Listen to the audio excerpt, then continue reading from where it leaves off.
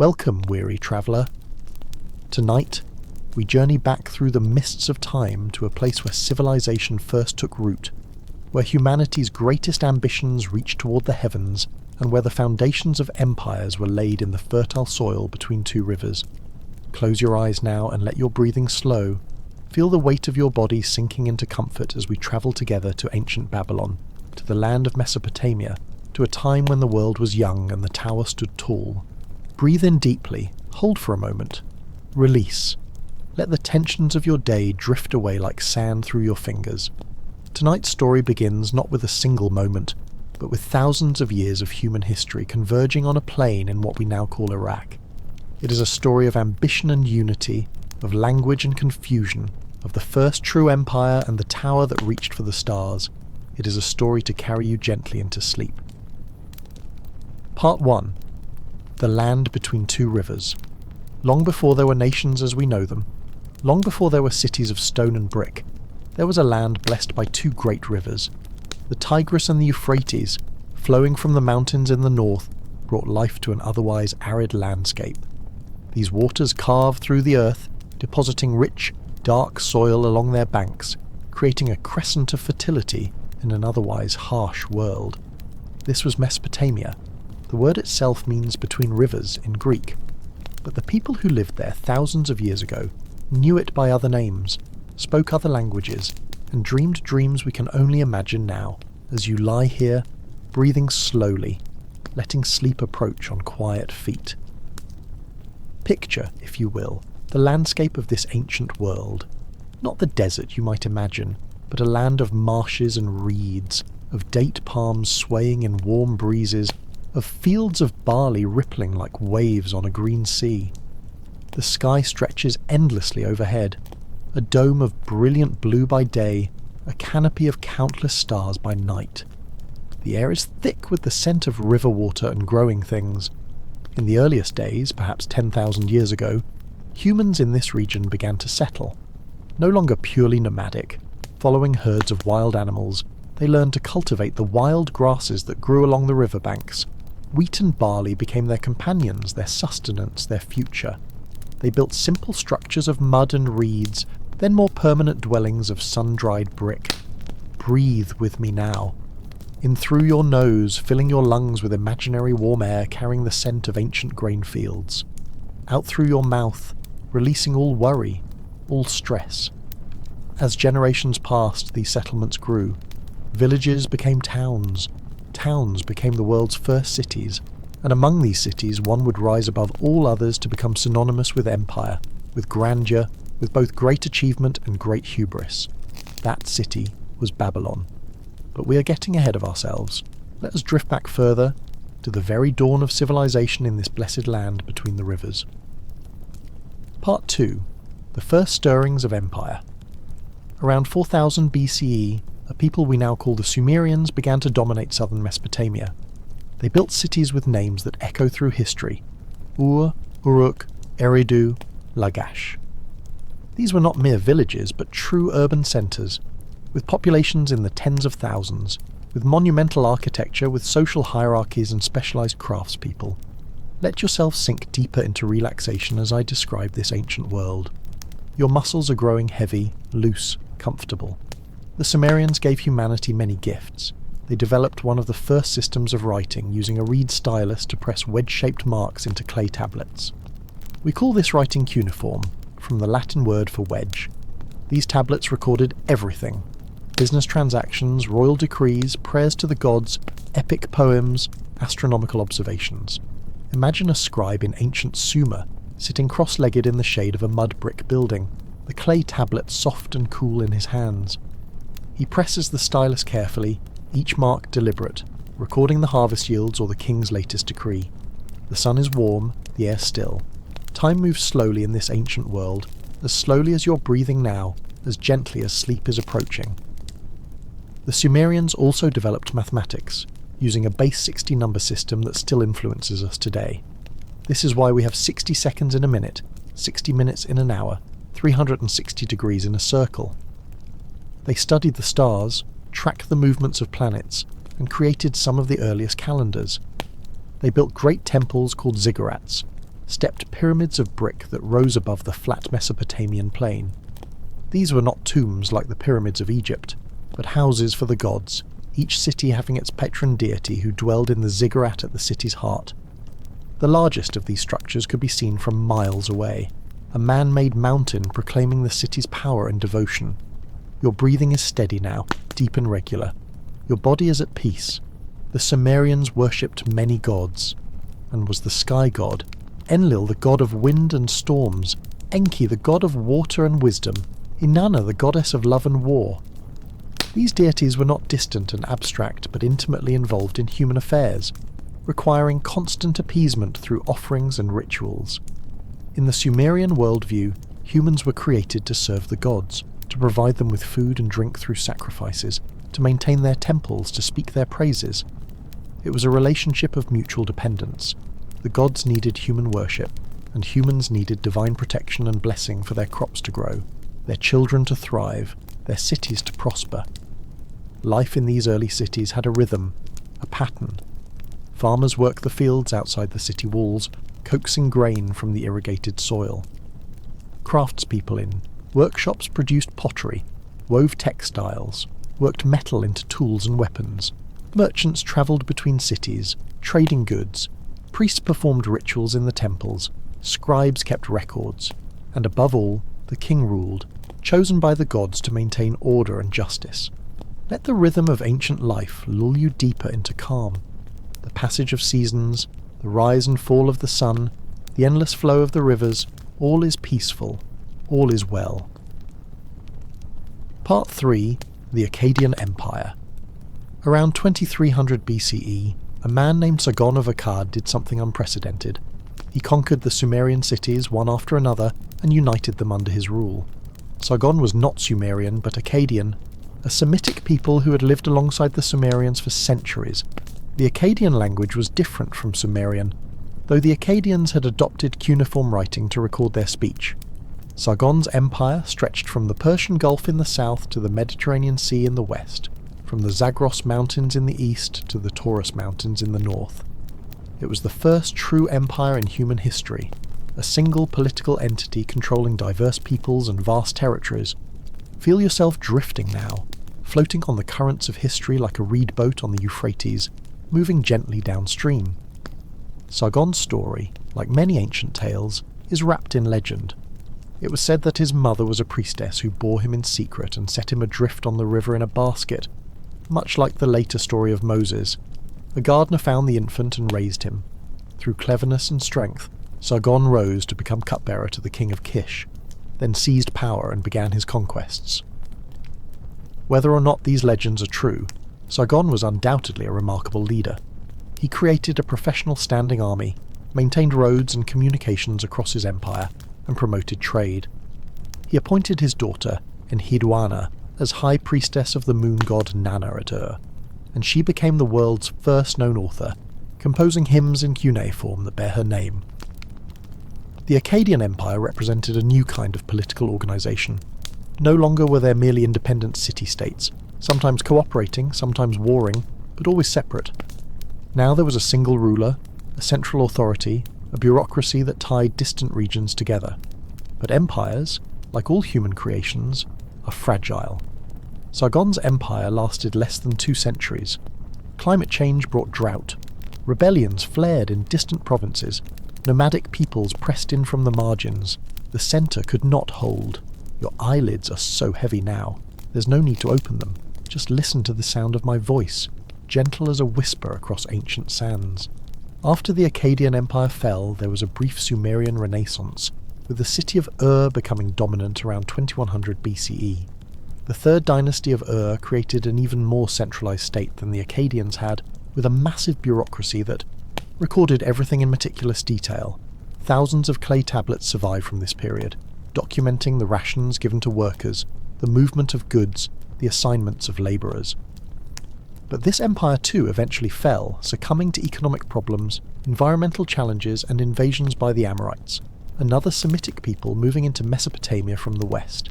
And it was these Amorites who would eventually build the city that gives our story its name, Babylon.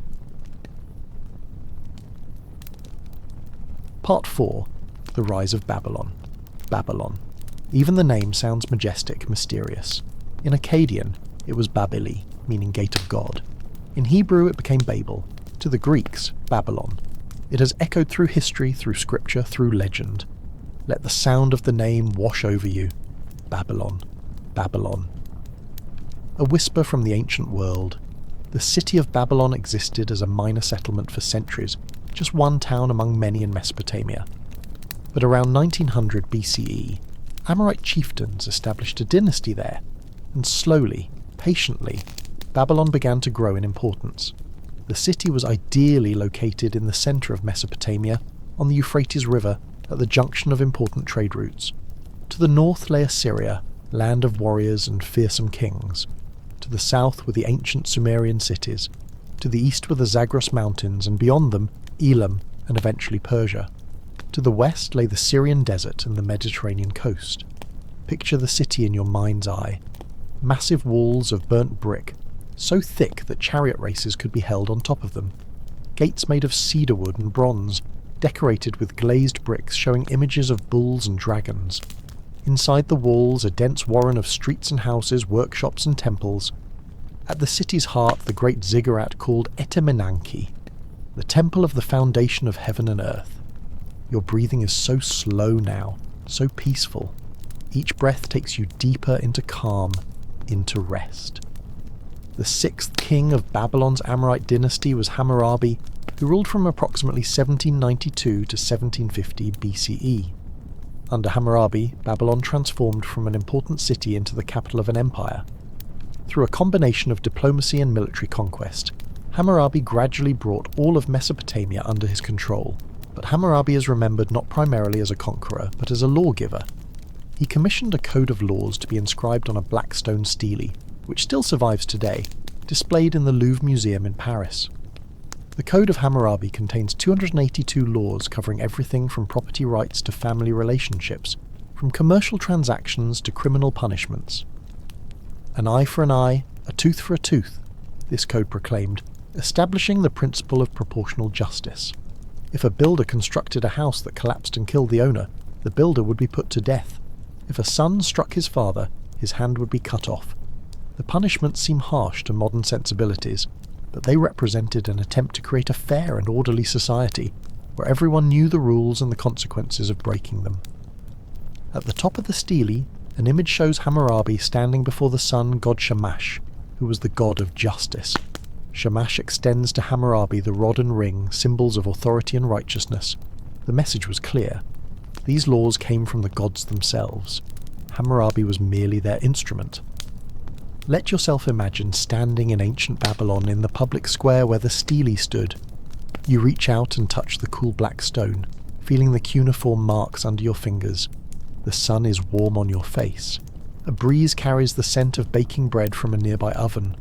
All is peaceful. All is as it should be. Hammurabi's empire did not long survive his death. His sons struggled to maintain control, and gradually the empire fragmented. For centuries, Babylon remained important but not dominant. The Kassites, a people from the Zagros Mountains, conquered the city around 1595 BCE and ruled for over 4 centuries, but this was a period of relative decline. To the north, Assyria grew in power and ferocity. The Assyrians were Semitic people like the Babylonians, speaking a related language, worshipping similar gods, but with a more militaristic culture. Assyrian kings boasted of their conquests, of cities burned, of populations enslaved or slaughtered. Their palace reliefs showed armies besieging cities, impaling prisoners, carrying away loot. For a time, Assyria dominated Mesopotamia, and Babylon fell under Assyrian control. But the relationship was always uneasy. Babylon was the older, more prestigious city, the cultural heart of Mesopotamia. The Assyrians might have military superiority, but Babylon had spiritual authority. Assyrian kings sometimes ruled Babylon as a subordinate kingdom, sometimes destroyed it in punishment for rebellion, sometimes tried to show respect and restore its temples. Feel your body sinking deeper into rest, muscles completely relaxed, mind drifting peacefully. Part 5. The Neo-Babylonian Empire. In 626 BCE, as the Assyrian Empire weakened under internal strife and external pressures, a Chaldean chieftain named Nabopolassar seized control of Babylon. The Chaldeans were another group of people who had moved into southern Mesopotamia, perhaps from the Arabian Peninsula, and they now led Babylon's independence. Nabopolassar allied with the Medes, an Iranian people to the east, and together they attacked the heart of Assyria. In 612 BCE, the great Assyrian capital of Nineveh fell, burned so fiercely that the gypsum plaster on the palace walls was turned to lime. The Assyrian Empire, which had seemed invincible, collapsed completely within a few years. Babylon was once again the greatest power in Mesopotamia. Nabopolassar's son, who would rule as Nebuchadnezzar II, expanded the empire even further, conquering Syria, Phoenicia, and eventually the kingdom of Judah. Let me tell you about Nebuchadnezzar II, for he is central to our story, the king who made Babylon legendary. Nebuchadnezzar ruled from 605 to 562 BCE, a reign of over 40 years. He was a warrior king, leading campaigns nearly every year of his rule, from Egypt in the southwest to Elam in the east. But he was also a builder, transforming Babylon into the most magnificent city the ancient world had yet seen. Your eyes are closed, and in the darkness behind your lids, let images form, images of ancient Babylon in its glory. Nebuchadnezzar rebuilt the city walls, making them so massive that later, Greek historians claimed they were among the wonders of the world. The outer wall was 17 feet thick and formed a square roughly 15 miles around. The inner wall was even thicker. There were 9 fortified gates, the most famous being the Ishtar Gate, dedicated to the goddess Ishtar. The Ishtar Gate was covered in glazed bricks of brilliant blue, decorated with images of bulls and dragons in yellow and white. These were not mere decorations, but sacred symbols. The bull represented Adad, the storm god, while the dragon represented Marduk, Babylon's patron god, who had risen to supremacy in the Babylonian pantheon. Walking through the Ishtar Gate, a visitor would enter the processional way, a street paved with limestone and bordered by walls decorated with more glazed bricks showing 120 lions, symbol of Ishtar. This street led to the heart of the city, to the great temples and the ziggurat. Everything in Babylon proclaimed the city's wealth and power, its divine favour, its king's glory. And at the centre of it all stood Etemenanke, the ziggurat, rising in 7 levels, each one a different colour: white, black, red, blue, orange, silver, and gold at the summit. At the top was a shrine to Marduk, where the god supposedly dwelt. This ziggurat, according to many scholars, was the inspiration for the biblical story of the Tower of Babel. We will come to that story soon. For now, just rest, breathing slowly, imagining the ancient city in all its splendour. Nebuchadnezzar also built what became known as the Hanging Gardens of Babylon, though their exact location and even their existence is debated by historians. Ancient sources tell us that Nebuchadnezzar created these gardens for his Median wife, Amytis, who missed the green hills and mountains of her homeland. He built a great terraced structure, perhaps on the palace roof or a separate building, and brought earth and trees to create gardens in the air, irrigated by water pumped up from the Euphrates. Greek and Roman writers listed the Hanging Gardens as one of the 7 wonders of the ancient world, describing them as a marvel of engineering and beauty, an impossibly lush paradise rising above the Mesopotamian plain. Whether or not the gardens existed precisely as described, they represent something profound about Babylon's image in the ancient world, a place of wonder and achievement where human ambition overcame natural limitations, where the impossible became real. Let your mind wander through those gardens now. The air is cool and moist, fragrant with flowers. Trees provide shade from the harsh sun. Water trickles from fountain to fountain, descending level by level. Birds sing. It is peaceful here, suspended between earth and sky, a place out of time. Your body is so relaxed now, so comfortable, so ready for sleep. Shut to Dust, Part 6. Babylon and the Bible. The story of Babylon is intimately connected with the story of the Hebrew people, as told in the Bible. It was Nebuchadnezzar who conquered Jerusalem in 597 BCE, and again in 586 BCE, destroying the first temple and carrying the Jewish elite into exile in Babylon. This event, the Babylonian captivity, was traumatic and formative for Jewish identity and for the Hebrew scriptures. Many of the books of the Old Testament were written or edited during or after the exile, shaped by this experience of loss, displacement, and hope for return. In the Hebrew Bible, Babylon represents both earthly power and spiritual corruption, a place of captivity, but also sometimes a place where God's purposes unfold. The prophet Daniel, for instance, rises to prominence at the Babylonian court, interpreting dreams and surviving the lion's den. The prophet Ezekiel receives his visions by the rivers of Babylon. The people maintain their identity and faith despite being far from their homeland. Breathe gently. Let the ancient stories wash over you like waves, neither pulling you toward full wakefulness nor letting you drift too quickly away. We are in that peaceful space between waking and sleep. But Babylon in the Bible is also portrayed as the ultimate symbol of human pride and rebellion against God. And nowhere is this more evident than in the story of the Tower of Babel, found in the 11th chapter of Genesis. Let me tell you this story now, this ancient tale that has echoed through millennia, inspiring artists and writers, theologians and archaeologists. Get comfortable, settle deeper into rest, and listen. Part 7. The Tower of Babel. The Bible tells us that after the Great Flood, all humanity spoke a single language and used the same words. As people migrated from the east, they found a plain in the land of Shinar, which is to say Mesopotamia, the land of Babylon, and they settled there.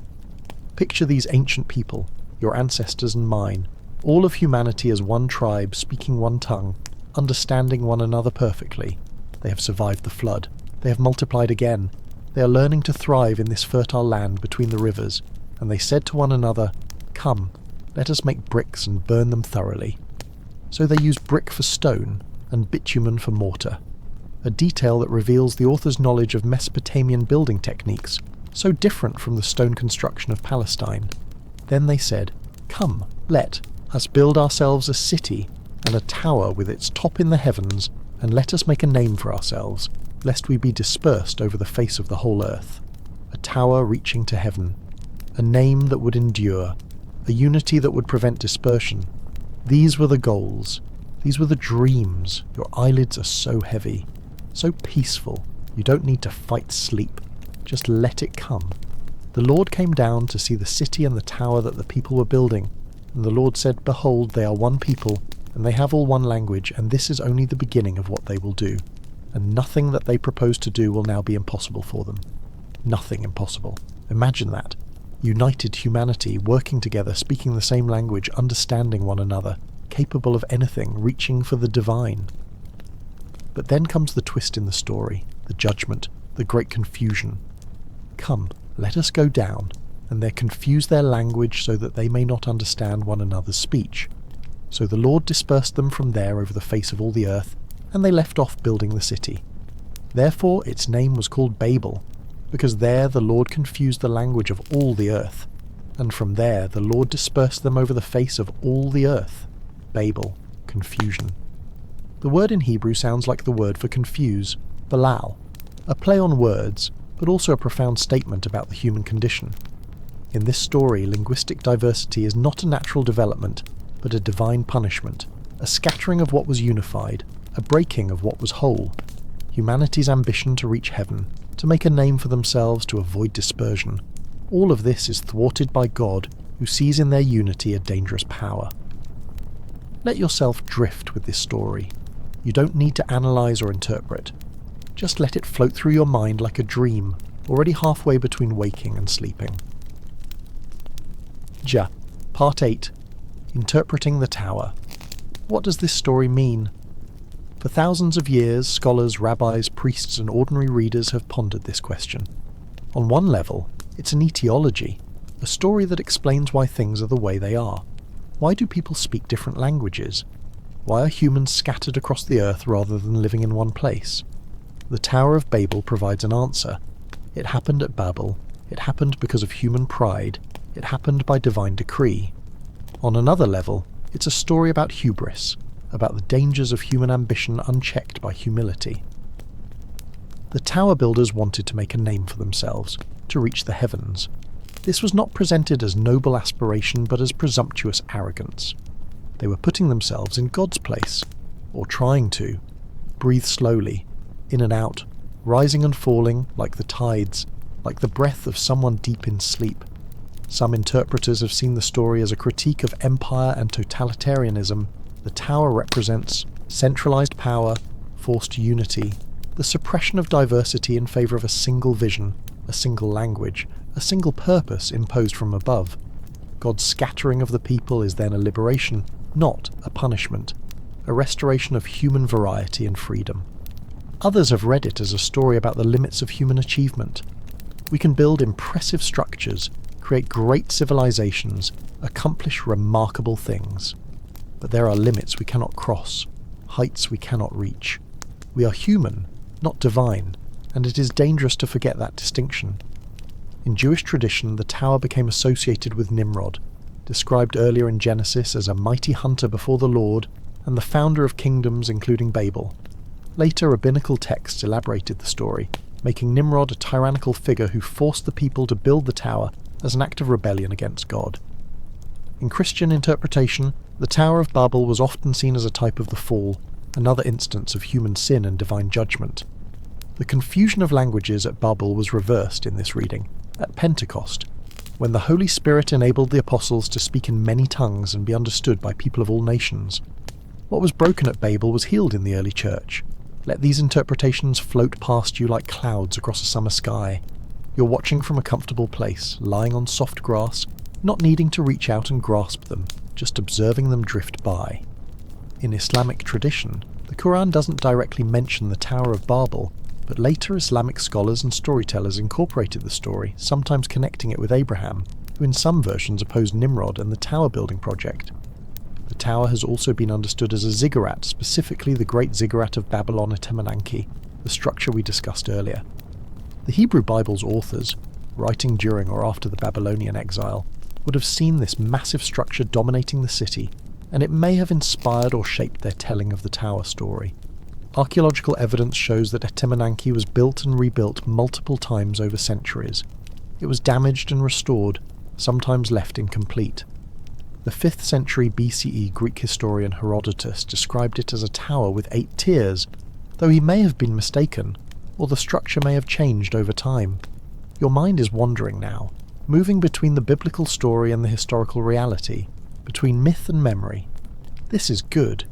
This is the state between waking and sleeping, where stories and images flow together. Part 9. The Language of Heaven. One of the most fascinating questions raised by the Babel story is about language itself. What was the original language, the tongue spoken before the confusion? What did the language of unity, the primordial speech of humanity, sound like? Various traditions have had their theories. Some Jewish scholars believed it was Hebrew, the sacred language of Scripture.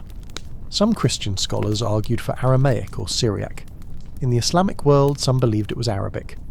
European scholars in the Middle Ages and Renaissance sometimes claimed it was Latin, or even Swedish or Dutch, depending on the scholar's nationality.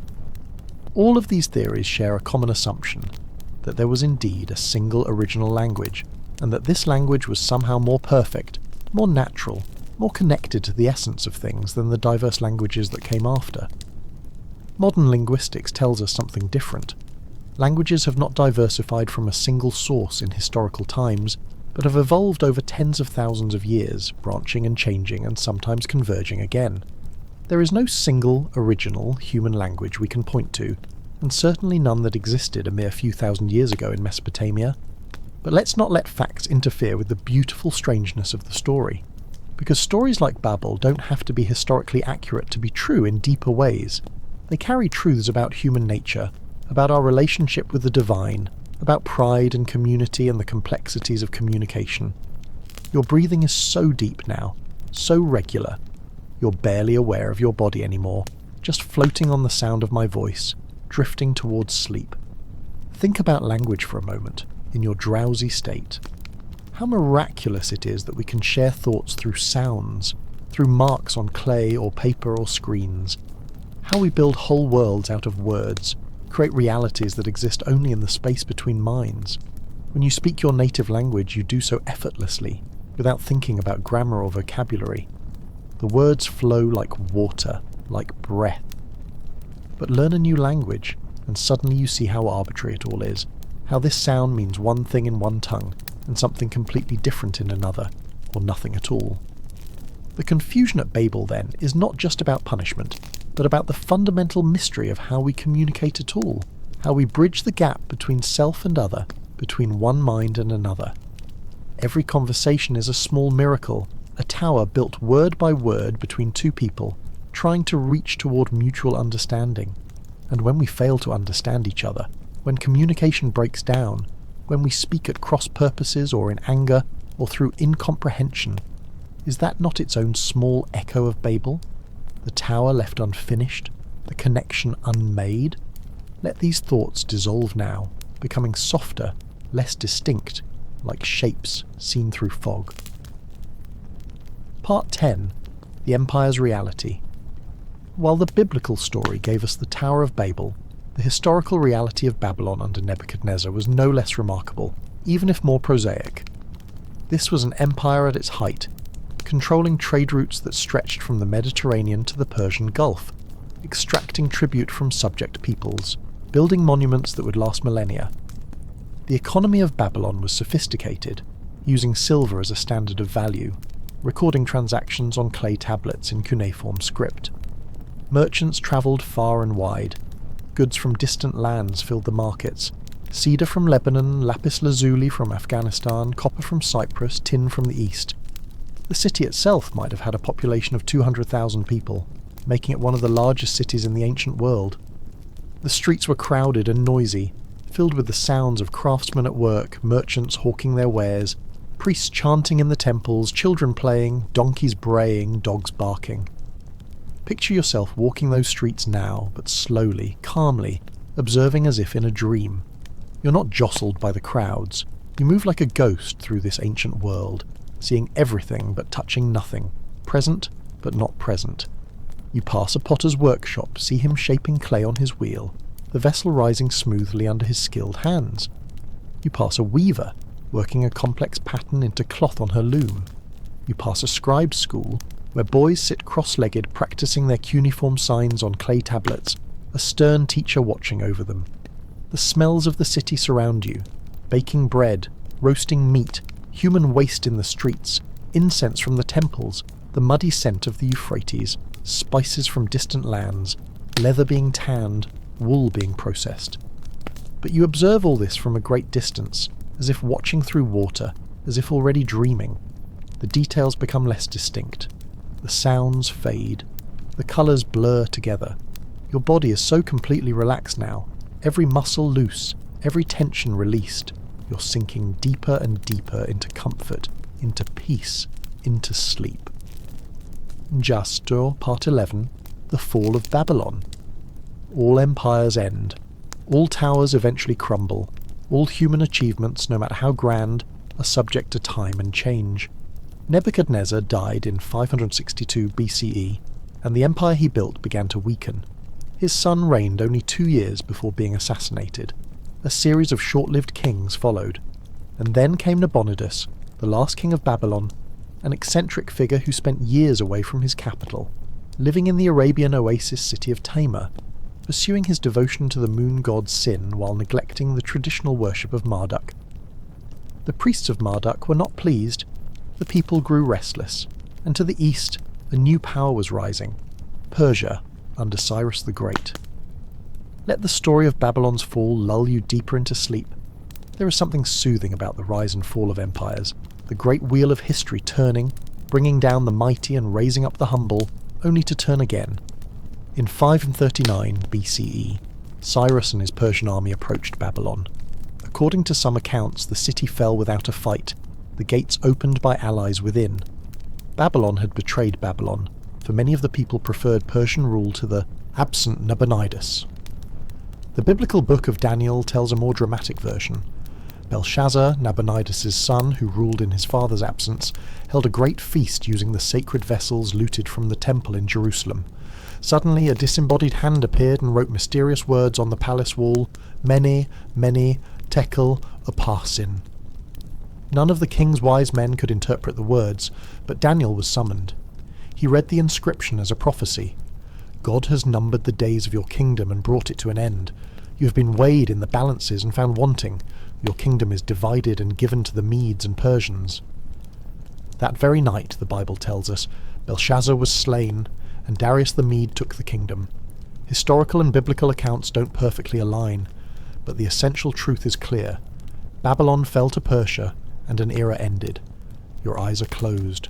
Your breathing is slow and deep.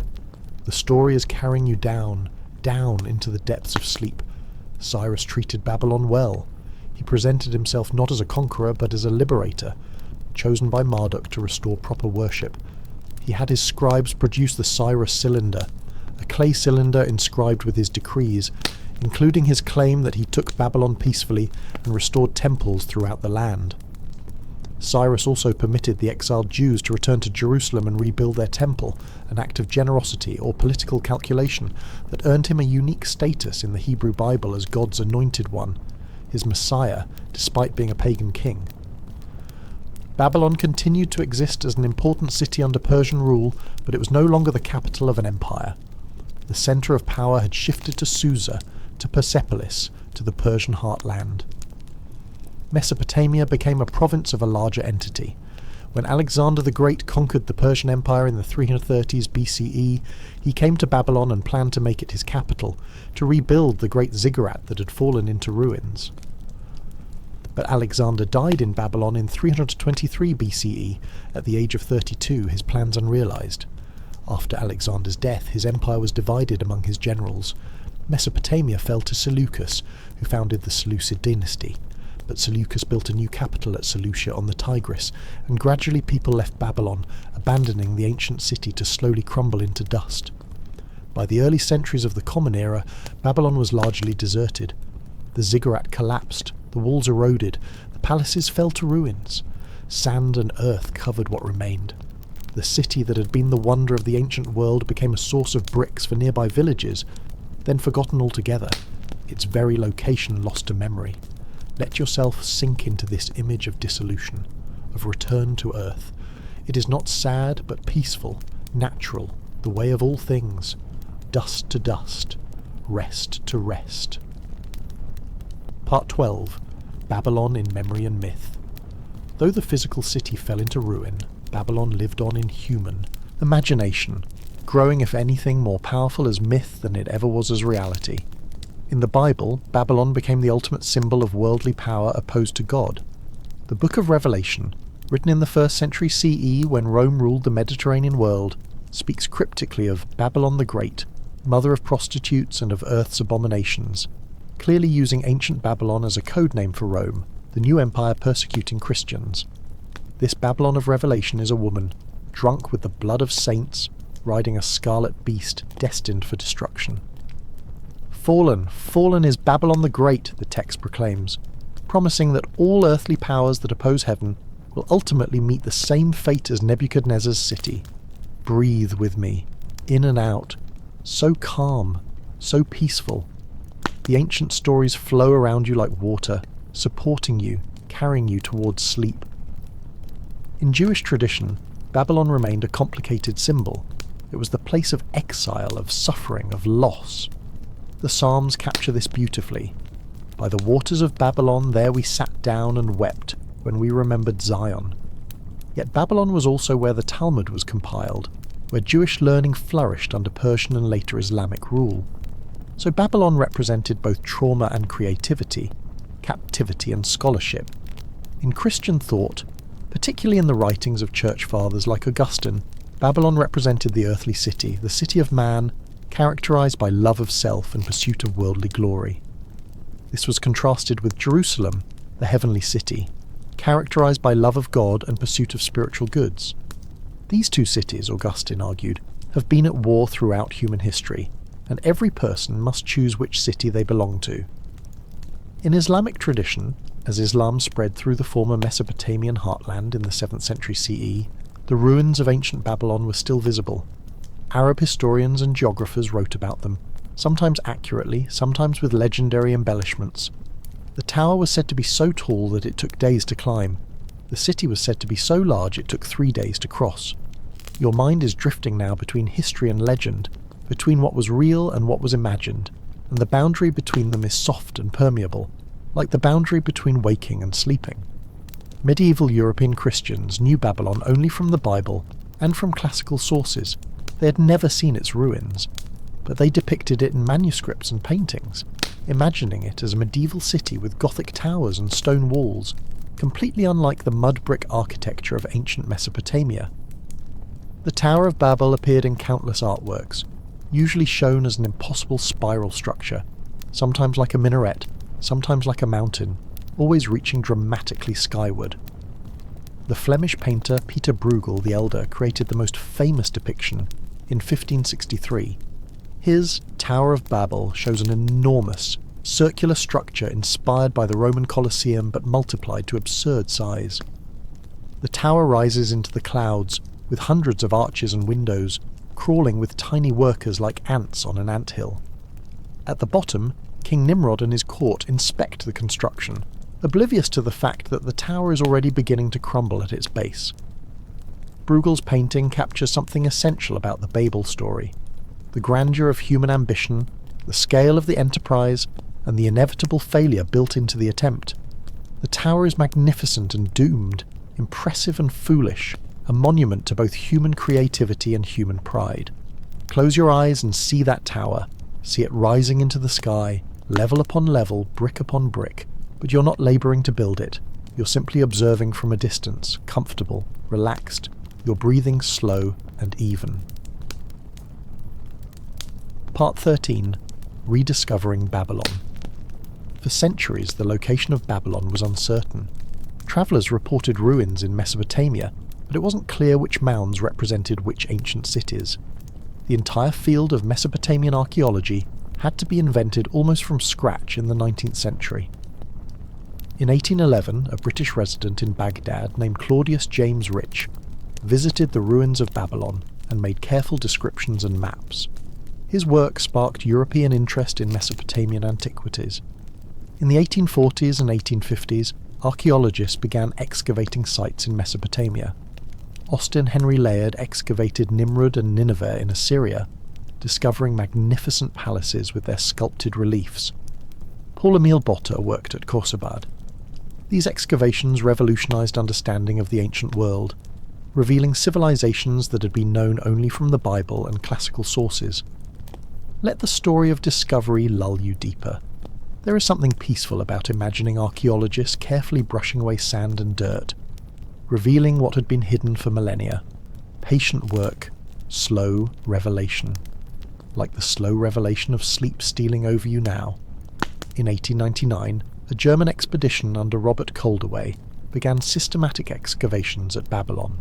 Koldewey worked at the site for 18 years, uncovering the Ishtar Gate, the processional way, the foundation of the ziggurat Etemenanki, Nebuchadnezzar's palace, and much more.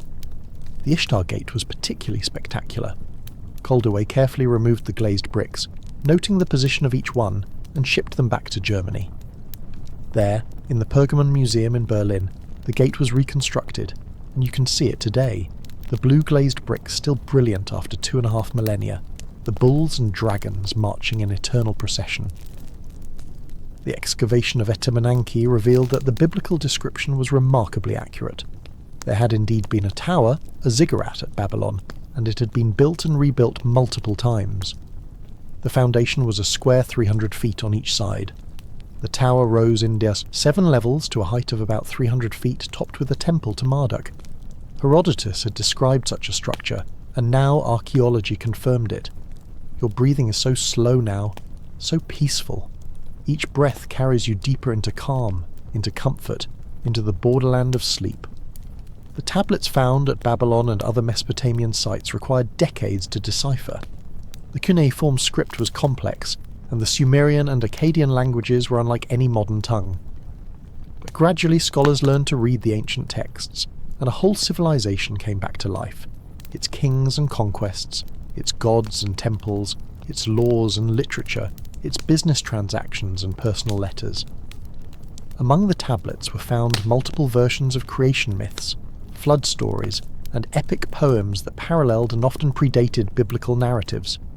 The Enuma Elish, the Babylonian creation epic, described how Marduk created the world from the body of the chaos monster Tiamat. The Epic of Gilgamesh included a flood story remarkably similar to Noah's flood, but older by centuries. These discoveries were both exciting and controversial. They showed that the Bible's stories were part of a larger ancient Near Eastern literary tradition, not unique revelations, but variations on widespread themes. For some, this was troubling. For others, it was illuminating, placing scripture in its historical context. But these scholarly debates are far from your mind now. You're drifting, floating on the current of this story, letting it carry you where it will, which is down, down, into sleep. Part 14. The Tower in Modern Imagination. The Tower of Babel has continued to fascinate artists, writers and thinkers into the modern era, becoming a rich symbol, adaptable to many meanings. In the aftermath of World War I, with Europe shattered and the old empires collapsed, some artists saw the tower as a symbol of civilization's fragility, of how quickly grandeur can turn to ruin. The German expressionists in particular were drawn to the theme. In the 20th century, as skyscrapers rose in American and European cities, some commentators invoked Babel, seeing in these modern towers the same ambition and perhaps the same hubris. When plans were announced for the Empire State Building or the World Trade Center or the Burj Khalifa, someone inevitably mentioned Babel, wondering if we were repeating the ancient mistake. The European Union has sometimes been compared to Babel, both by supporters and critics. The multiplicity of languages in the EU Parliament, the ambitious project of uniting diverse peoples under a single political structure, the challenges of communication and common purpose, all of these echo the Babel story. Intriguingly, a poster for the European Union once depicted the Tower of Babel with the slogan "Many tongues, one voice," essentially celebrating what the biblical story presented as punishment. Let these modern echoes fade now. They're not important. Nothing is important right now except rest, comfort, the gentle descent into sleep. In the realm of linguistics, the phrase Babel has become synonymous with confusion of languages. When many people speak at once in different tongues, it's called a Babel of voices. Projects to create universal languages like Esperanto are sometimes seen as attempts to reverse Babel, to restore the unity of speech that was lost. In literature, Jorge Luis Borges wrote The Library of Babel, a short story imagining an infinite library containing every possible book. The library is a labyrinth, a tower of hexagonal rooms stretching endlessly in all directions, containing all possible combinations of letters, which means it contains all truth but also all lies, all wisdom but also all nonsense, and finding meaning in this infinity is perhaps impossible. The story is a meditation on language, meaning, and the human quest for knowledge. Science fiction has often used the Babel story as a starting point. In Ted Chiang's story, Tower of Babylon, miners dig through the roof of the world at the top of the tower and discover they've emerged at the bottom again. The universe is curved, and heaven and earth are the same place seen from different angles. It's a beautiful reimagining, turning the story into a meditation on cosmology and the nature of reality. But these are just stories about the story, echoes of echoes. Let them fade. Let everything fade except the sound of my voice, gentle and steady, guiding you toward rest. Part 15. The Meaning of Unity. At the heart of the Babel story is a question about unity and diversity, sameness and difference. Is it good for all humanity to speak one language, to share one culture, to work toward one purpose? Or is diversity valuable, necessary even, for human flourishing? The Bible presents the unity at Babel as dangerous. Nothing that they propose to do will now be impossible for them, God says, and this is not presented as a good thing but as a threat. Human unity combined with human ambition could lead to disaster, the text suggests. Better to scatter them, to confuse their speech, to make cooperation difficult. This is a strange idea to modern sensibilities. We generally think of unity as positive, division as negative. We work toward mutual understanding, toward breaking down barriers, toward finding common ground. The ideal of universal human rights assumes there are things true for all people, regardless of culture or language. Yet there is wisdom in the Babel story too. Complete uniformity can be oppressive. Totalitarian regimes have always tried to enforce single visions, single languages, single ways of thinking. Diversity, in contrast, allows for different perspectives, different approaches, different solutions to problems. What one culture cannot imagine, another might conceive. What one language cannot express, another might articulate. Breathe slowly. Let these thoughts drift through your mind without grasping them. You're too relaxed to think hard about anything. Just observe the ideas floating past like clouds. In nature, diversity is essential for resilience. An ecosystem with many species can withstand shocks that would devastate a monoculture. Perhaps the same is true for human culture. Our diversity of languages, traditions, and ways of thinking is not a bug but a feature, not a punishment but a gift. The tower builders wanted to stay in one place, to avoid being scattered. But scattering is also another word for growth, for exploration, for filling the earth with human presence and creativity. The great human story is one of migration, of people moving out from Africa to every corner of the globe, adapting to new environments, developing new cultures, speaking new languages. So perhaps the confusion at Babel was not purely punishment, but also liberation, an enforced diversity that paradoxically enriched humanity, even as it made communication harder. Or perhaps the story is simply describing what happened, explaining the observed diversity of languages not as a natural phenomenon, but as a mythic event, giving narrative shape to social reality. Stories don't always have moral lessons. Sometimes they just say, "This is how things are." Your mind is wandering now, making loose connections, thinking without the usual rigour or logic. This is the state of near sleep, where ideas blend and merge, where the boundaries between thoughts become porous. Part 16. The Tower that Reaches Down. There's something worth noticing about towers.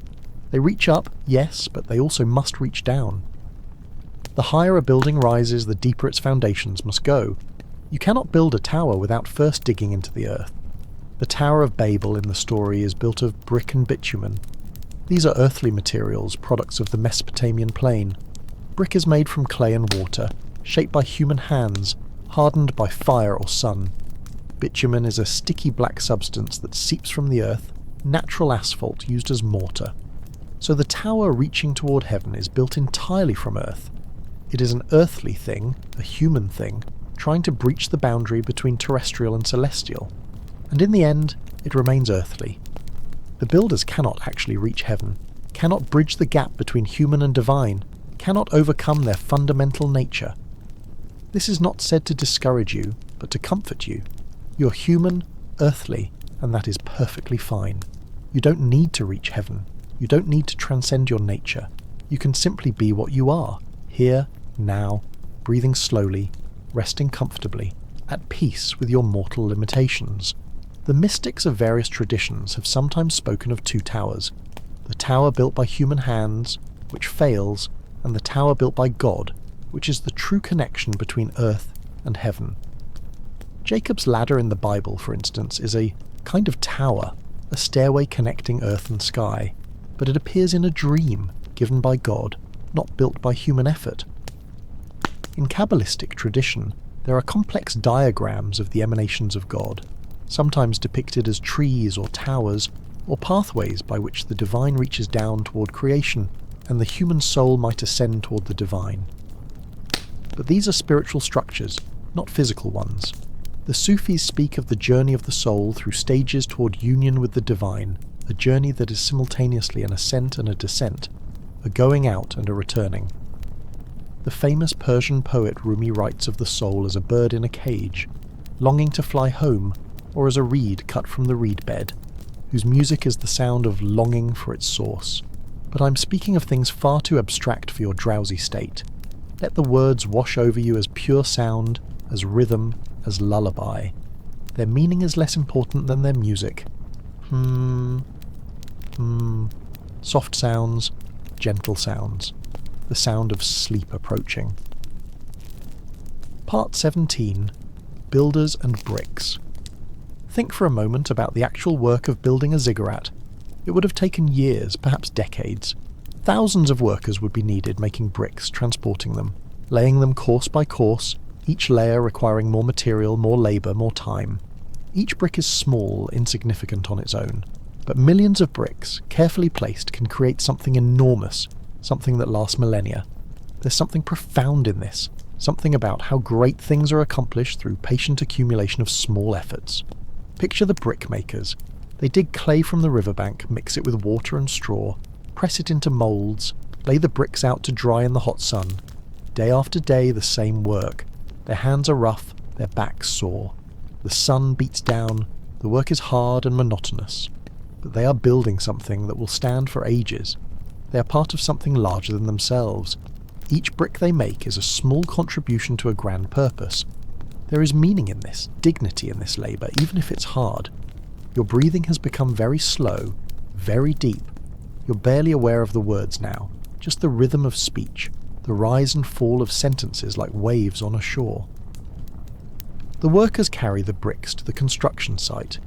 They mix the bitumen, sticky and black. They place each brick carefully, making sure it's level, making sure the courses are straight. Layer by layer, the structure rises. It takes so long that the workers who began the project don't live to see its completion. Their children continue the work, their children's children carry it on.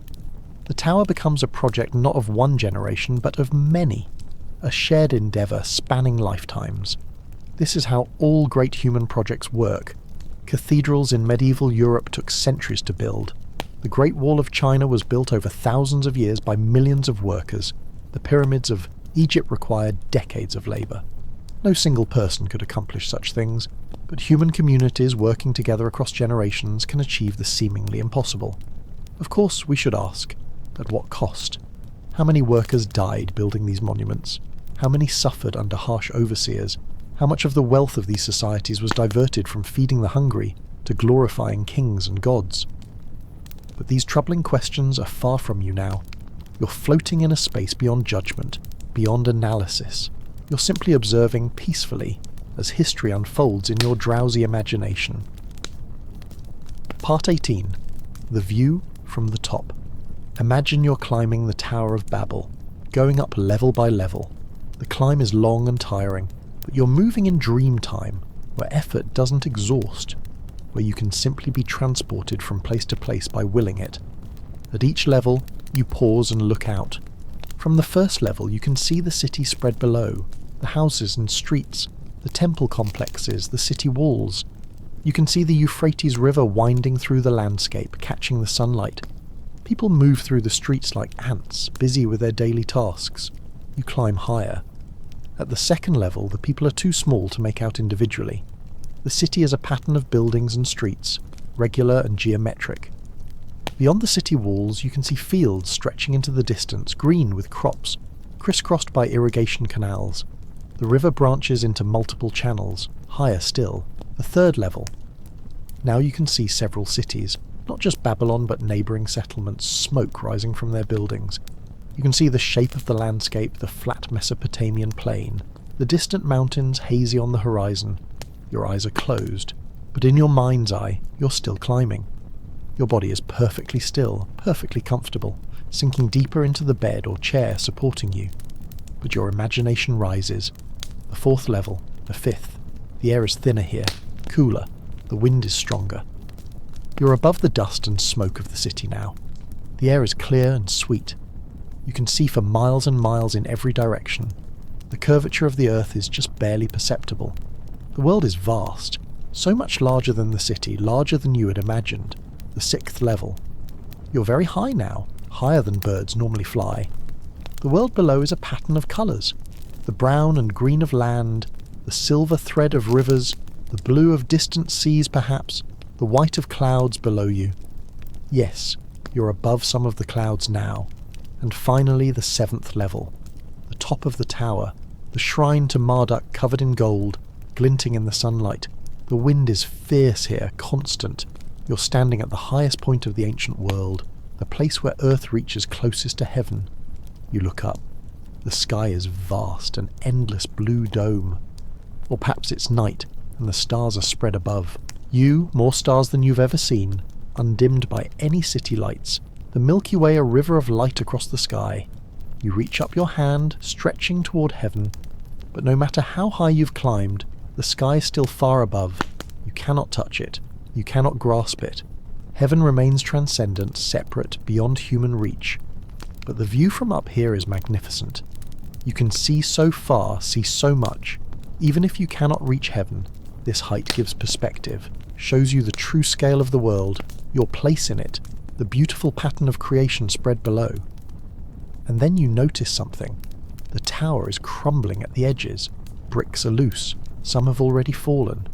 The structure seems solid where you stand, but you can see that it won't last forever. All human works decay. All towers eventually fall. This one too will return to dust. But for now, in this moment, it stands. And that is enough. Breathe deeply. You're so high up. The air is so pure and clean. Fill your lungs. Hold it. Release. Feel yourself becoming lighter, lighter, almost floating. Chapter 2, Part 19, The Descent. Now you begin to descend. Moving down is easier than climbing up, though you must be careful not to fall. Step by step, level by level, you return toward Earth. As you descend, the world becomes more detailed again. What was pattern becomes texture. What was distant becomes near. You move from the cosmic perspective back to the human scale. There's something important here, something the Babel story suggests. We need both perspectives, the view from the heights and the view from the ground. We need to see the big picture and the small details. We need ambition and humility, vision and groundedness. The builders of Babel saw only the tower, only their grand plan. They forgot that they were earth creatures, that their materials were earthly, that their understanding was limited. They needed someone or something to remind them of their proper place. But equally, we shouldn't stay always on the ground, never reaching upward, never trying to see beyond our immediate circumstances. The impulse to climb, to explore, to reach for something higher, this is also deeply human, and not wrong. Perhaps the lesson is about balance. Reach for the heights, but remember where you came from. Dream big dreams, but stay rooted in reality. Work together on great projects, but respect diversity. Speak boldly, but listen carefully. You're almost at the bottom now. Your feet touch the ground. You're back at ground level, back in the city, back among people.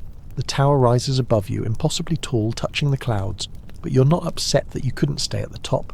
You're not frustrated that heaven remained out of reach. You climbed, you saw what there was to see, and now you're back where you belong, walking on solid earth, among your fellow humans, speaking your own language, living your own life. And this is enough. This is good. This is right. Your body is so relaxed now, so comfortable, so ready for sleep. The journey through the ancient world has tired you in the best possible way, a gentle weariness that makes rest sweet. Part 20. Languages of Dreams. There's one more thing to consider about the confusion of languages at Babel. When we sleep, when we dream, we enter a realm where language works differently. In dreams, you might hear people speaking and understand them perfectly, even if they're speaking languages you don't know when awake.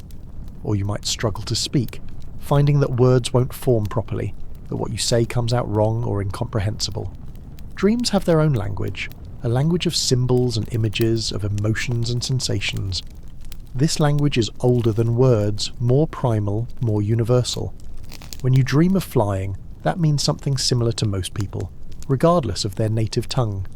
When you dream of being chased, or falling, or finding yourself unprepared for an important event, these are common human dreams, speaking a language beneath language.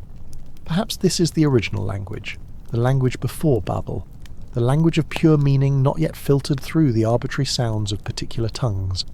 Perhaps in sleep, we return to a kind of unity, accessing the collective unconscious that Jung spoke of, the deep structures of human experience that transcend cultural and linguistic differences. Or perhaps this is all just pleasant speculation, the kind of drowsy philosophy that makes sense when you're half asleep, but wouldn't survive scrutiny in the clear light of day. That's fine. We're not trying to be rigorous here, we're trying to fall asleep. Let yourself drift in the space where language dissolves into something more basic. Images, feelings, the rhythm of breath, the beat of your heart. You don't need words now, you don't need meaning, you just need rest. The story of Babel is ending. The journey through ancient Babylon is complete. The tower has risen and fallen in your imagination. The empire has flourished and faded. All the players in this vast historical drama have long since returned to dust, their words silenced, their ambitions fulfilled or thwarted and now forgotten. But the story remains. It's been told and retold for thousands of years, in hundreds of languages, taking different forms in different cultures, but always carrying some essential truth about human nature, about our capabilities and limitations, our unity and diversity, our earthly roots and heavenly aspirations. And tonight the story has served its purpose, to occupy your conscious mind gently, to give it something to follow, something to imagine, while your body relaxed and sleep drew near.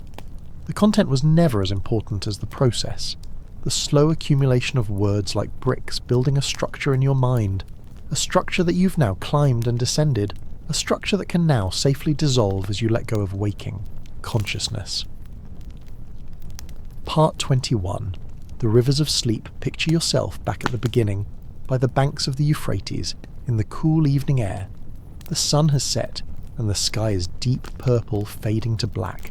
The first stars are appearing. The river flows steadily, endlessly, as it has for millions of years, as it will for millions more. You sit on the riverbank, your feet in the cool water. Small fish nibble at your toes, but it doesn't tickle, just a gentle sensation, a reminder that you're alive, present, here in this ancient landscape that exists now only in imagination, in memory, in the space between waking and dreaming. The water flows around your feet and ankles, not pulling you, not pushing you, just flowing, always flowing. This is what rivers do. This is what time does. This is what consciousness does as it slips from waking into sleep. It flows, it moves, it carries you gently downstream. Across the river you can see Babylon in its glory, the walls lit by torches and fire, the ziggurat rising dark against the starlit sky. But you're not going there. You've been there already, in this story. You've walked its streets, climbed its tower, heard its languages. Now you're just observing from a distance, peacefully, without any need to cross over, without any desire to engage. You lie back on the riverbank. The grass is soft beneath you, still warm from the day's sun. Above you, the stars are coming out in greater numbers, more and more of them, until the whole sky is brilliant with light. These are the same stars the ancient Babylonians saw, the same patterns they mapped and named, the same stars that shone on Sumerian priests and Akkadian kings, on Nebuchadnezzar in his palace, and Hebrew exiles by the rivers of Babylon, on the builders of the tower and those scattered when it fell. The stars don't care about human ambitions, human empires, human languages. They shine with their own light, following paths determined by gravity and momentum, burning hydrogen into helium, living and dying on timescales that make human history seem like the blink of an eye. And yet they're beautiful, and yet you can lie here and watch them, feeling connected to every human who has ever gazed up at the night sky, and wondered, and marvelled, and felt both very small and somehow part of something infinitely large. Your breathing is synchronized now with the lapping of the river water against the shore, in and out, rising and falling, like the tides, like the breath of the world itself. Everything breathes, everything flows. Chapter Part 22. The Silence. After words. We've spoken so many words tonight, thousands and thousands of words, building a tower of our own, a tower of language reaching up toward understanding, toward meaning, toward that moment when meaning itself dissolves and sleep finally comes. But now it's time to let the words fall away, time to let the silence underneath them emerge, because beneath all language, beneath all the stories humans tell, there is a deeper silence, a peace that doesn't need expression. The builders of Babel were concerned with making a name for themselves, with not being forgotten. But what if being forgotten is peaceful? What if letting go of the need to leave a mark, to build monuments, to be remembered, is actually a relief? You don't need to leave a tower behind. You don't need to make a name for yourself. You just need to rest now, to sleep, to let this day pass away and become part of the vast undifferentiated past that supports each present moment, like the earth supports every structure built upon it. The silence between words is growing longer. The pauses are stretching out. This is intentional. This is how we cross the border from waking into sleep, by letting the spaces expand until there's more silence than sound, more rest than activity, more letting go than holding on. Your body knows what to do. It's been falling asleep every night of your life. It has its own wisdom, its own rhythms. The story was just to occupy your conscious mind, to give it something to do while your body performed its ancient task of winding down, relaxing, preparing for the restoration that sleep brings. The tower has fallen silent, the city sleeps, the rivers flow in darkness, unseen but constant. And you're drifting now on those rivers, flowing downstream, moving from waking into dreaming, from consciousness into the restorative depths of sleep. There's nothing more you need to do, nothing more you need to know. The story is complete, your day is complete. All that remains is to let go, to sink down, to allow sleep to take you. Part 23. The Gift of Forgetting. One last thought before we release you fully to sleep. One last brick in this tower of words, and then silence. The confusion of the languages at Babel meant that people could no longer understand each other perfectly. Communication became harder. Unity was broken. From one perspective, this seems like loss, like tragedy. But consider, perfect understanding might be overwhelming. To know fully and be fully known, to have no privacy, no mystery, no space for oneself, this might be more burden than gift. The barriers between people, the imperfect nature of communication, these create space for individuality, for difference, for the dance of reaching toward each other without ever quite touching. In sleep, you get to be alone with yourself in a way that's impossible when awake. Your consciousness turns inward. You stop trying to communicate, to perform, to maintain the social self. You drop the mask and simply are, whatever that means in the strange realm of dreams and deep sleep. This is a gift.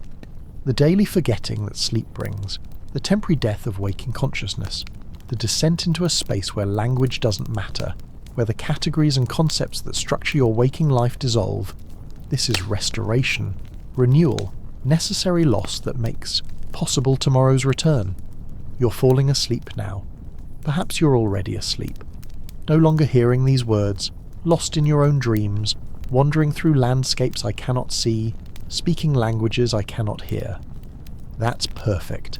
That's right. That's the whole point of this long story, this tower of words built for the sole purpose of allowing you to climb it, and then, from the top, to step off into the air and discover you can fly, you can float, you can simply let go and be held by the darkness that holds us all each night. Part 24. The Eternal Return. Babylon fell, but cities rose again. The tower crumbled, but humans kept building. Languages multiplied, but we kept trying to understand each other, kept reaching across the barriers, kept telling stories. And we keep sleeping, night after night, returning to that pre-linguistic space, that darkness before dawn, that little death that makes life possible. We lie down at night not knowing for certain that we'll wake in the morning, an act of faith or simple necessity, and we let consciousness slip away. Where do you go when you sleep? Where does the self that thinks and speaks and worries disappear to? The question is ancient, probably as old as self-awareness itself. The Babylonians had their theories, dreaming of descending to the underworld each night, the realm of the goddess Ereshkigal. Other cultures imagined the soul wandering, visiting distant places, receiving messages from gods or ancestors. Modern science has different theories, talking about neural processes, memory consolidation, synaptic pruning, the brain's housekeeping functions performed during rest. But in the end, the subjective experience remains mysterious. We close our eyes, and time vanishes, and we open them again to morning, and something has happened that we can never quite describe. Sleep is the daily return to Babel before the confusion, before the naming of things, before the separation of earth and heaven, human and divine. It's the return to unity, not the unity of a single language or purpose, but the unity of being simply alive, breathing, existing without the need for words. And each morning is a new creation, a new scattering from the tower, a new beginning of the daily work of building meaning, making connections, speaking our various languages, living our distinct lives. We wake scattered and must gather ourselves together. We wake confused and must remember who we are, where we are, what language we speak. But for now, there is no morning. There is only night, only this present moment of letting go, only the journey down into sleep like the setting of the sun into the western horizon, like the river flowing into the sea, like the breath flowing out and pausing before the next breath comes. Rest now. The story is told. The tower is built and fallen. Babylon has risen and returned to dust. And you, dear listener, have travelled through millennia and returned to this present moment, to this bed, this quiet room, this body ready for sleep. So, part 25, In the Garden of Night. Let's leave Babylon now. Let's leave the tower behind. Let's move to a quieter place, a more peaceful time.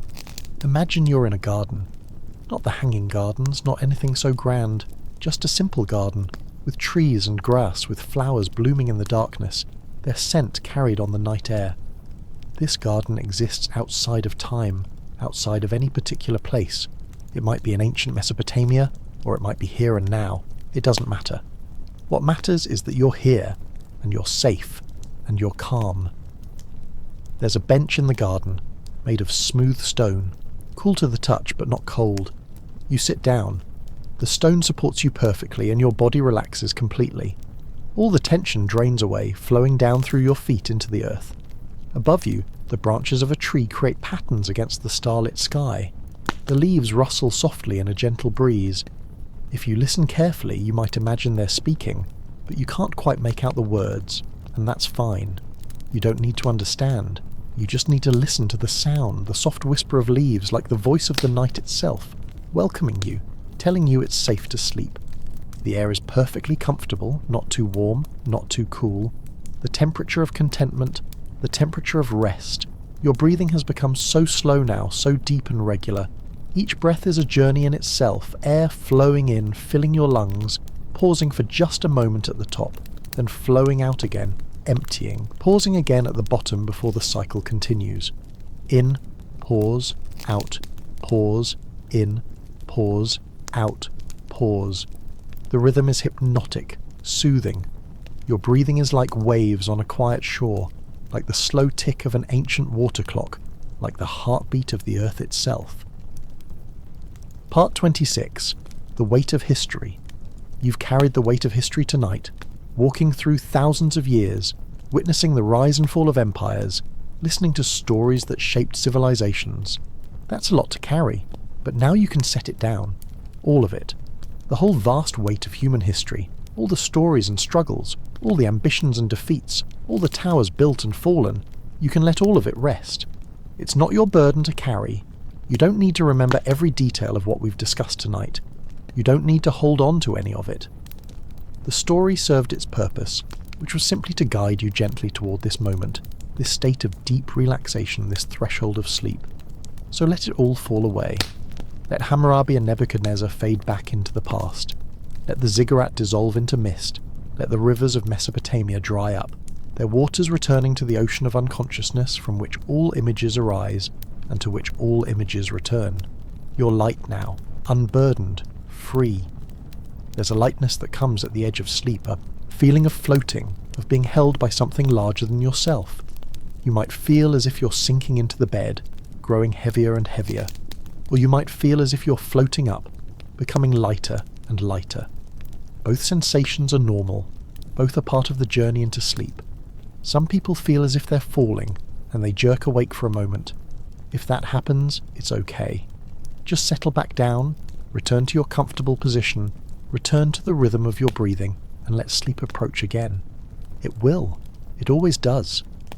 Your mind might wander, thoughts drifting in and out. That's fine too. You don't need to control your thoughts, don't need to direct them or stop them. Just observe them passing like clouds, like travellers on a road seen from a great distance, moving through your awareness and then moving on. Part 27. The Sounds of Silence. In the silence between my words, what do you hear?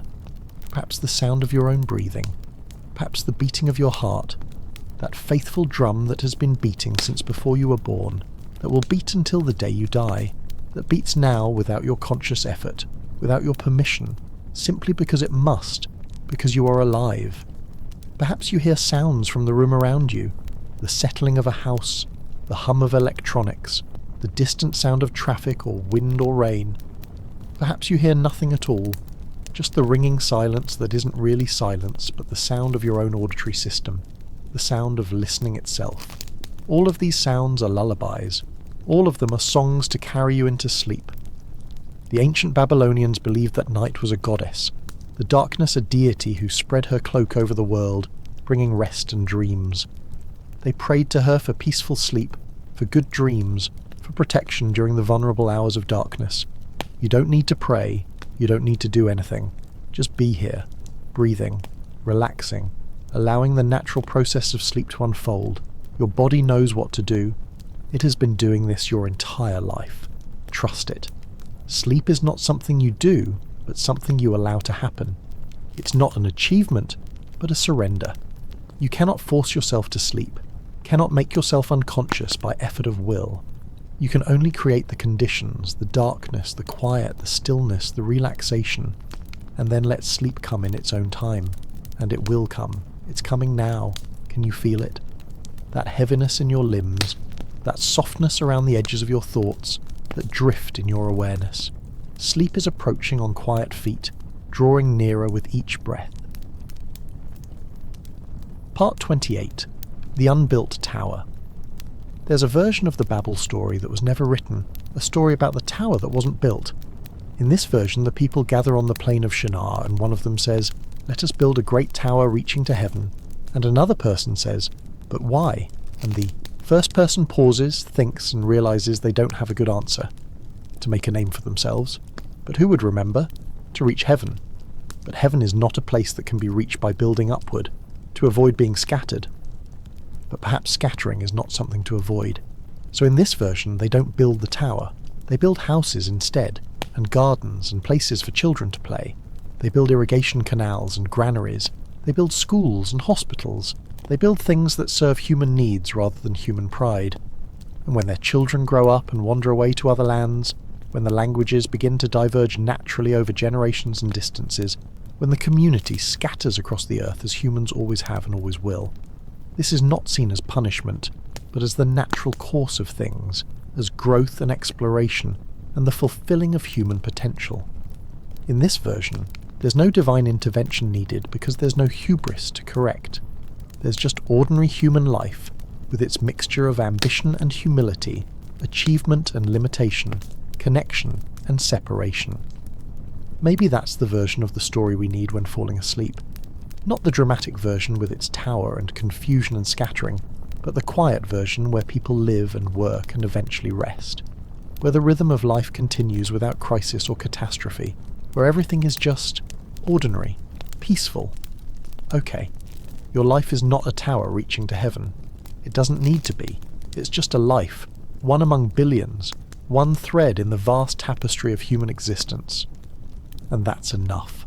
More than enough. It's beautiful in its ordinariness, meaningful in its simplicity.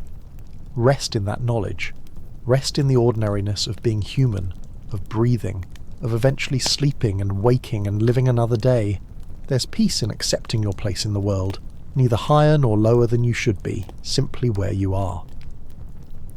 Part 29. The river carries you back to the river, always back to the river. The Euphrates flowing endlessly, unconcerned with empires and towers, with languages and confusion, with human history in all its complexity. The river was there before Babylon. It will be there after. It flows from the mountains to the sea, following the path that gravity dictates, wearing away rock, depositing soil, creating and destroying, nurturing life. You're floating on this river now, lying on your back in the water, perfectly buoyant, perfectly safe. The water supports you completely. You don't need to swim or struggle or even move. You just float, and the river carries you. The stars are above you. The water is around you. You're moving slowly downstream, gently, peacefully. On the riverbanks you might see the ruins of ancient cities or forests or empty desert. It doesn't matter. You're not going to those places. You're on the river, moving through them, observing but not engaging. This is what sleep is like. You float through dreams and memories, through images and sensations, but you're not attached to any of them. They arise and pass away. The river carries you on. Sometimes the river moves through calm waters, smooth and glassy. Sometimes there are small ripples, gentle turbulence. Sometimes you might drift into an eddy and circle slowly for a while. All of this is fine. The river knows where it's going. You don't need to navigate or steer. Just float and allow yourself to be carried. The sound of water flowing, lapping against the banks, gurgling over stones. These are the sounds that have lulled humans to sleep since we first made our homes near rivers and streams. There's something in the sound of moving water that speaks to something deep in our evolutionary history, some ancient association with safety and rest. Listen to the river in your imagination. Let the sound fill your awareness. Let it wash away any remaining thoughts, any lingering worries, any last resistance to sleep. The river is patient. The river is constant. The river will carry you all the way to the sea, which is to say, all the way to deep and restful sleep. Part 30. The Blessing of Forgetting. We talked earlier about the confusion of languages, about how Babel gave us diversity but also incomprehension. But there's another kind of confusion that comes each night, another blessing in disguise. When you fall asleep, you forget who you are. Not permanently, of course, not in any troubling way. But for those hours of deep sleep, the self as you know it, your name, your history, your worries and plans and identity, all of that dissolves. In deep sleep there are no dreams, no thoughts, no sense of being a particular person, in a particular place, at a particular time. There's just existence, being, consciousness without content. This is the most restorative sleep, the deepest rest, and it requires forgetting. It requires letting go of everything you think you are, everything you carry during the day. So as you drift towards sleep now, give yourself permission to forget. Forget your name, forget your age, forget your obligations and responsibilities, forget what you did today and what you need to do tomorrow. Forget the story of your life, just for these hours of rest. You can pick it all up again in the morning. Your identity will be there, waiting for you. Your memories will return. Your life will resume. But for now, let it all go. Let yourself become no one, nowhere, no when. Let yourself dissolve into the great ocean of unconsciousness that holds us all. This is not death. This is rest. This is restoration. This is the daily return to the source, the nightly baptism that washes away the accumulated dust of waking life. The Babylonians feared the night, feared death, feared the underworld, but there's nothing to fear in sleep. Sleep is your friend, your healer, your nightly companion. Sleep is what allows you to wake refreshed, to begin again, to face another day with renewed energy. Welcome sleep, don't resist it, don't fight it. Let it come like an old friend, like a kind parent tucking you in, like a gentle darkness that cradles rather than threatens. You're so close now, so very close to sleep. Just a little more letting go, just a little more surrender, just a few more breaths, slow and deep, and then the crossing over, and then the blessed oblivion of deep rest. Part 31. The Last Words. We've come so far tonight, from the dawn of civilization to the fall of empires, from the first cities to the scattered languages, from grand ambitions to humble rest. The tower of words I've built for you tonight has served its purpose. It gave your conscious mind something to follow, a path through the landscape of history and story, while your body gradually relaxed and sleep drew near. Now even this tower must fall. The words must fade, the voice must quiet, the story must end, because there's nothing more to say. Everything that needed to be said has been said. Everything else is just silence. Peaceful, welcoming silence. In that silence you can rest completely. In that silence there's no need to understand or remember or think. There's only being, breathing, drifting, sleeping. The night is deep now. The world is quiet. The ancient cities sleep beneath the sand. The rivers flow in darkness. The stars wheel slowly overhead. And you, wherever you are, whoever you are joining the great human chorus of sleepers, adding your breath to billions of breaths, your rest to the endless cycle of rest and waking that has continued since the first humans lay down to sleep thousands of years ago. You're not alone in the darkness. You're part of something vast and old and natural. Sleep is your birthright. Rest is your heritage. Peace is yours for the taking. So take it now. Let go of these words. Let go of the story. Let go of everything except the simple fact of your breathing. In and out, rising and falling, slower and slower, deeper and deeper. The tower has fallen, Babylon has faded, the rivers flow on, and you are drifting, drifting, drifting down into sleep, into dreams, into the blessed darkness that restores and renews. Sleep well, dear traveller, sleep deeply, sleep peacefully. The story is over, but sleep is just beginning. Part 32. Silence. Breathe. Rest. Sleep. And thus, epilogue. The morning after Babel. If you're still listening, still awake, that's okay. Sleep will come when it comes. There's no rush, no pressure, no judgment. Let me leave you with one final image, soft and simple. It's morning in ancient Mesopotamia. The sun is rising over the plain where the tower once stood. But in this moment there is no tower. Or perhaps the tower is still standing, but no one is working on it today. It's a day of rest. The workers have gone home to their families. The overseers are sleeping late. The king is occupied with other matters, and for this one day the tower is just there, silent and still, neither growing nor crumbling, just existing in the morning light. Birds have nested in the crevices between bricks. Wild plants have taken root in corners where windblown soil has accumulated. The tower for this moment is not a symbol of human ambition or divine judgment. It's just a structure, a part of the landscape, a home for birds and plants, a place where light and shadow play. And maybe that's the most peaceful way to see it. Not as a warning or a lesson, but as just another thing humans built, like millions of other things we've built over millennia. Some of those things stood for ages, some fell quickly, all of them eventually returned to Earth. And that's okay. That's just how things are. You too are just another thing. Just another human, living your life, doing what you do, building your small towers of achievement and watching them stand or fall. And when you're tired, you rest. When night comes, you sleep. And in the morning, you wake and begin again. There's a profound ordinariness to existence that's easy to miss when we're caught up in stories of empires and divine judgments, towers and confusion. But underneath all the drama is just life continuing, breath following breath, day following night, rest following labour. So rest now. Join the ordinary miracle of sleep. Let your consciousness dissolve like morning mist. Let your thoughts slow and stop like a wheel gradually ceasing to turn. Let everything be still. The sun rises, the sun sets, the rivers flow, the stars shine. And you breathe, in and out, slower and slower, until breath and sleep become indistinguishable, until you've crossed over without noticing, until you're already dreaming or deeper than dreams, resting in that place beyond words, beyond stories, beyond even memory. There, yes, that's it, sleep. This has been a sleep documentary by sleepless survivors. May your dreams be peaceful, your sleep be deep, and your morning be gentle. Good night.